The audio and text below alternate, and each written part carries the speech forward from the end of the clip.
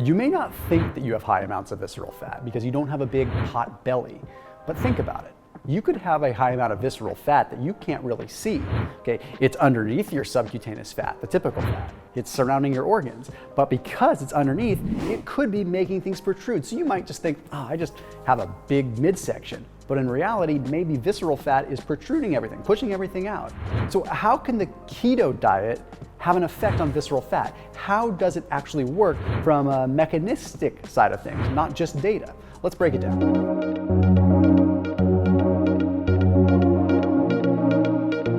So I want to take a look at an interesting study. It was published in the journal Nutrition and Metabolism. Okay, they took a look at subjects that were undergoing surgery, and they took a little sample of their fat tissue, and of course they consented to it.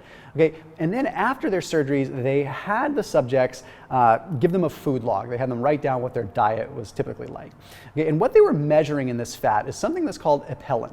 Okay, now apelin can be an indicator of insulin resistance in some wraparound ways. Okay, I'm going to paraphrase this, but generally, if you look at apelin, you can tell who's going to have a higher chance of insulin resistance. It's kind of one of the indicators. So they wanted to know, like, what kind of carbohydrates were these people consuming, and they did notice that carbohydrate content, how much carbohydrate they consumed, didn't necessarily change their apelin levels, but what did was the glycemic index of those foods. So those that were consuming higher amounts of high glycemic carbohydrates seem to have a higher risk of insulin resistance based upon apelin. Now, this is no real surprise, right? We know that if people are eating a bunch of sugar, you can potentially develop insulin resistance. But what does that have to do with visceral fat? What does it have to do with keto?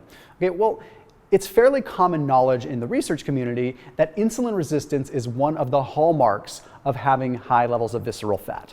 Okay, it's a which came first, the chicken or the egg situation, but both sides work, right? If you have higher levels of visceral fat, generally you see higher levels of insulin resistance. Higher levels of insulin resistance, you see higher levels of visceral fat. If you are doing keto and you're kind of curious on different foods to eat, today's video sponsor is Thrive Market. They have a whole keto section. They're an online membership-based grocery store, so you can go on and you can deliberately select keto, okay, and you can find all kinds of different keto foods and pantry staples and sustainable meat and seafood options. Really cool stuff, even some regenerative stuff. It's really cool. So if you use that link down below in the description, because they are a sponsor on this channel, you can save 25% off your first order and also get a free gift. But you have to be using that link that's down below in the description. So again, you go on there, you can select different keto foods that you want, you can shop, you can do your whole grocery shopping really if you wanted to, and have everything delivered right to your doorstep within a couple of days. So a big thank you to Thrive Market for the support of this channel, and check them out after this video. So the first reason that the ketogenic diet affects visceral fat so much is there is a lot of evidence in terms of how it can lower plasma insulin levels, how it can lower plasma glucose levels, just simply because you're not consuming carbohydrates. Not because it's some magical fix-all thing, but because you're not consuming carbohydrates. Yes, you're giving a chance for the pancreas to produce insulin in a little bit more of a normal way. Like, it's not constantly getting bombarded, and it might allow that insulin resistance to improve a little bit. So if we know that insulin resistance and visceral fat are closely tied in together, then yeah, there's probably a chance that it could have an effect. If we limit our carbohydrate consumption, then maybe we have less risk of developing more visceral fat, or at least control it. Okay, so that's one way. It's not saying that keto is magically fixing it. It's saying that simply by consuming less carbohydrates and consuming less and losing weight via that manner, there is a reduction in visceral fat. But then there was an interesting study that looked specifically at keto. This one's fascinating. This one was published in the journal Translational Research in Complementary and Alternative Medicine. Okay, it took a look at men and women, put them on a very low carb ketogenic diet, so less than 20 grams of carbs per day for 8 weeks. And I've talked about this study before, you might recognize it. Okay, they demonstrated that after 8 weeks, yes, they all lost weight. 8.7 kilograms was the average. That's a lot of weight loss in 8 weeks. Okay, they had a decrease in insulin resistance. Not a surprise there as well. We see that with a lot of ketogenic studies. But what was interesting is this study particularly measured visceral fat. And they found that there was a 30% reduction in visceral adipose tissue. And they looked at that via MRI, so it was a very clear imaging. Now, again, we don't go into mechanistic actions here, but what is likely happening is, again, the insulin resistance piece, but then another piece that people don't want to talk about too much, because it kind of paints keto in a potentially negative light for people that aren't familiar with it. Ketosis is fasting mimicking. A ketogenic diet is fasting mimicking. That is the entire point, okay? It's not that we're eating fats to burn fat. Okay, I know that that's what people want to hear because they want to enjoy fat bombs, they want to enjoy good fatty foods. I get it, but I'm sorry, that is not what happens. Okay, fat does not burn fat. Fat stores easily. That's why it's so easy to still gain weight if you overdo it on the fat bombs, okay? So I don't want you necessarily subscribing to that notion.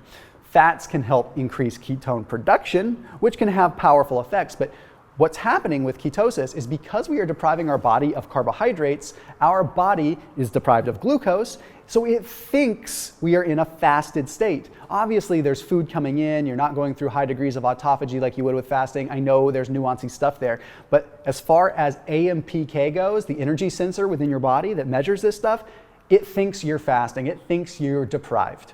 Okay, so what happens is as a result, you have an increase in potentially epinephrine, norepinephrine, adrenaline. These are called catecholamines, and they are exceptionally good at helping us utilize fat. Okay, catecholamines go over to an adipocyte, to a fat cell. They knock on the adipocyte wall, and they say, hey, start releasing fat because this person is starving.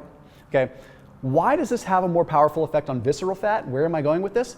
Okay, visceral fat has more glucocorticoid receptors. Visceral fat specifically is more sensitive to stress in a positive and a negative way.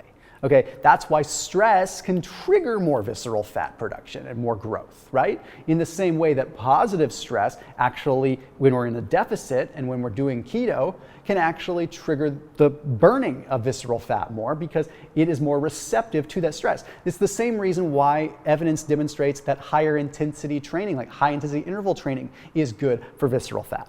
Because it's higher intensity, it's triggering that adrenaline response, that epinephrine, that norepinephrine, that allows it to target the glucocorticoid receptor that is more prevalent in visceral fat. So we have a better opportunity to burn it. So visceral fat seems to burn better under stressful load, okay, in terms of high intensity exercise or in a fasted state or in a ketogenic state, okay? So very, very interesting stuff there. So via two pathways, we are potentially attacking this visceral fat. And I really have done a lot of content on visceral fat lately because I feel like it's something that people aren't addressing, and it's one thing that is a very big, very clear just indicator of our metabolic health. So as always, keep it locked in here on my channel, and I'll see you tomorrow.